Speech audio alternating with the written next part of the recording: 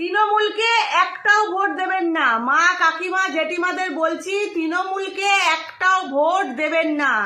তৃণমূলকে ভোট দেওয়ার আগে একবার চিন্তা করবেন সেই অভয়া বোনের মুখটা, যার বিচার এখনো পেল না। তৃণমূলকে ভোট দেওয়ার আগে একবার চিন্তা করবেন সেই ছোট্ট তামান্নার কথা, যেটা তৃণমূলের নিজেদের ফুর্তির জন্য বাচ্চা মেয়েটির প্রাণ চলে গেছিল। তৃণমূলকে ভোট দেওয়ার আগে একবার চিন্তা করবেন আপনার স্বামীকে ভিন রাজ্যে কাজে যেতে হয়েছে, ঘর বাড়ি সংসার বউ বাচ্চা বাবা মা ছেড়ে।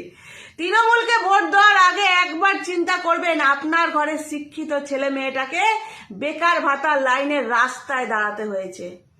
তাই সরকারি যত অনুদান আছে সব কিছু আপনারা নিন, কারণ সরকারি অনুদানগুলো তৃণমূল কংগ্রেস তার নিজের ঘর থেকে দেয় না। তাই এই 26-ই আমাদের শেষ সুযোগ। মা কাকিমা জেঠিমারা, তৃণমূলকে একটাও ভোট দেবেন না।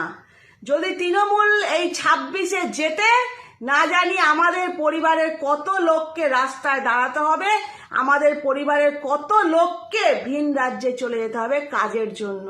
হয়তো আমাদেরকেই এইখান থেকে তাড়িয়ে দেবে।